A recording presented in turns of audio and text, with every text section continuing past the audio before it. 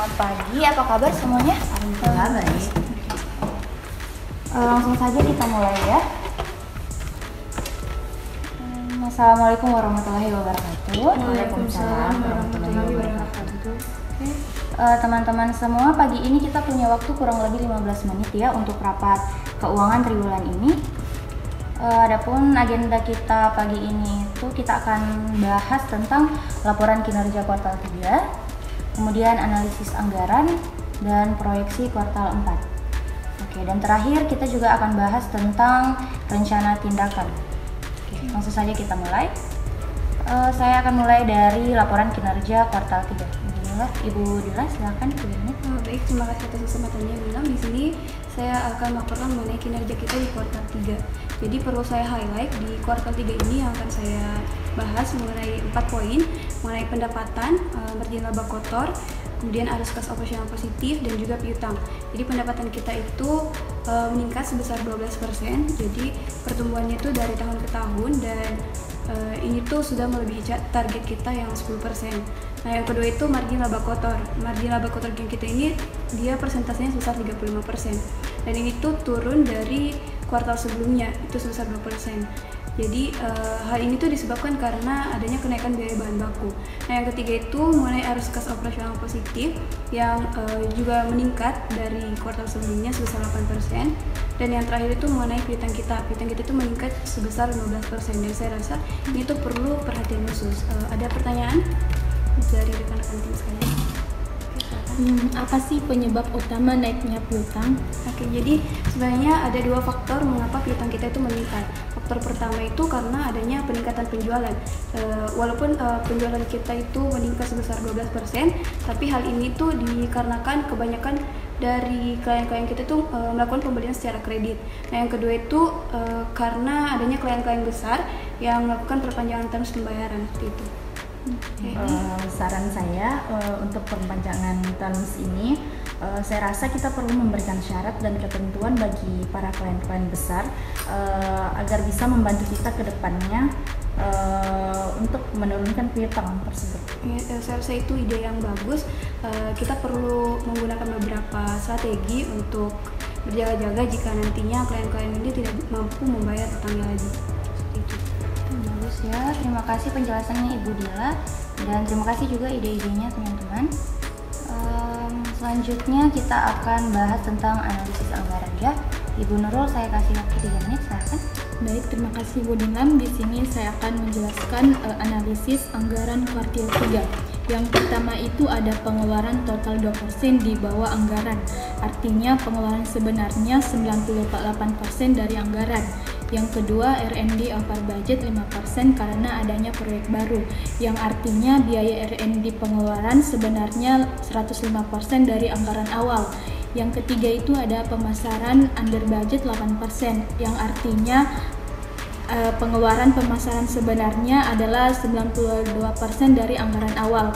Dan yang keempat itu ada biaya operasional sesuai anggaran, yang artinya pengeluaran operasional sama dengan anggaran yang telah ditetapkan. Di sini saya akan merekomendasikan realokasi dana dari pemasaran ke R&D untuk kuartal 4. Saya juga mau merekomendasikan untuk melakukan peninjauan terhadap sumber daya alokasi. Hal ini guna untuk kita mengetahui bagaimana sumber daya yang kita alokasikan itu dilakukan secara efektif dan efisien. Saya setuju dengan saran Ibu Dila agar kedepannya anggaran kita betul-betul terrealisasi sesuai dengan apa yang telah kita rencanakan. Oke, bagus ya. Baik, terima kasih penjelasannya Ibu Nurul. Terima kasih juga teman-teman. Selanjutnya kita akan bahas tentang proyeksi untuk kuartal 4. Bagaimana Ibu Fatma? Silakan. Baik, Ibu Nilam. Di sini saya akan menjelaskan tentang proyeksi kuartal 4 kita. Yang pertama ada pertumbuhan pendapatan, yang kedua ada margin laba kotor, yang ketiga ada arus kas diperkirakan tetap positif, yang keempat ada risiko. Di sini yang pertama ada pertumbuhan pendapatan. Pertumbuhan pendapatan kita ini diperkirakan 15% dari tahun ke tahun. Pertumbuhan ini mencerminkan peningkatan kinerja atau hasil finansial secara tahunan kita. Yang kedua ada margin laba kotor diproyeksikan 37%. Asumsi stabilisasi harga bahan baku. Asumsi stabilisasi bahan baku ini menunjukkan bahwa perusahaan memperkirakan biaya bahan baku akan tetap stabil dan tidak mengalami fluktuasi yang signifikan, sehingga dapat membantu kita mempertahankan margin laba kotor tersebut. Yang ketiga ada risiko diperkirakan tetap positif, namun lebih rendah dari kuartal 3 karena pembayaran pajak. Yang keempat ada risiko ketidakpastian ekonomi global bisa sangat mempengaruhi penjualan ekspor kita. Risiko ini mengacu pada kemungkinan ketidakpastian ekonomi global yang dapat mempengaruhi permintaan pasar luar negeri sehingga menurunkan penjualan ekspor perusahaan. Terima kasih Bu Fatma. Ada pertanyaan dari teman-teman? Di sini saya mau merekomendasikan untuk proyeksi kuartal 4 kita juga perlu memfokuskan pada faktor eksternal dan memperhatikan kondisi ekonomi, perubahan regulasi atau tren pasar yang mungkin mempengaruhi bisnis di kuartal 4 ini. Ya benar, mungkin dengan begitu kita bisa mengatasi risiko yang akan muncul di masa mendatang. Oke, ada lagi teman-teman? Bagaimana dengan rencana penagihan piutang kita untuk memperbaiki arus kas? Oke, ya poin bagus ya Ibu Dila.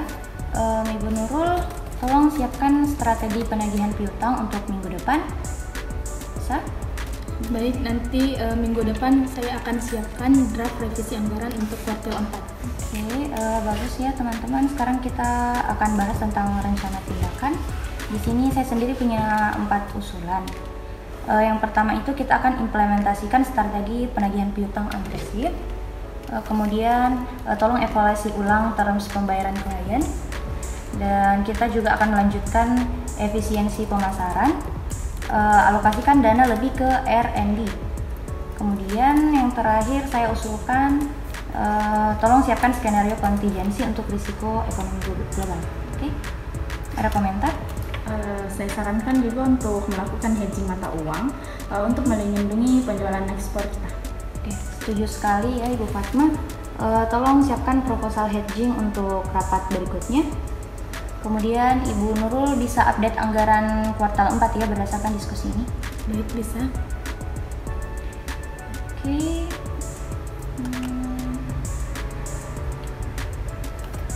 Ibu Dila, tolong koordinasi dengan tim sales ya untuk review terus pembayaran klien. Oke, akan saya lakukan dan laporkan hasilnya minggu depan. Oke, baik. Teman-teman semua, sekarang kita akan ringkas action items diskusi pagi ini. Job desk dari masing-masing kita. Yang pertama dari Ibu Nurul ya, strategi penagihan piutang dan revisi anggaran kuartal 4 tolong disiapkan. Kemudian Ibu Fatma tolong buatkan proposal hedging mata uangnya. Kemudian Ibu Dila tolong review kembali terms pembayaran dengan tim sales. Oke, teman-teman, saya sendiri akan melakukan meeting dengan CEO untuk update dan approval strategi kuartal 4. Ada pertanyaan final teman-teman? Kapan kita akan melakukan review mid quarter ini? Oke, bagus. Jadi kita akan jadwalkan review mid quarternya awal bulan depan saja ya. Saya akan kirim undangannya. Ada lagi? Saya rasa dari semua pembahasan ini semuanya sudah kita bahas. Bagus teman-teman, terima kasih atas partisipasi aktifnya. Mari kita eksekusi rencana ini. Rapat ditutup. Terima kasih.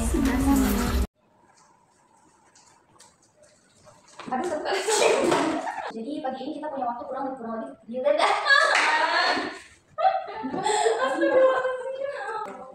berapa lama ya?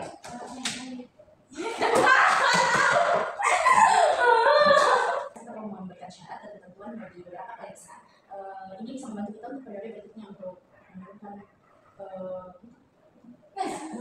yang mana sedih banget Pak.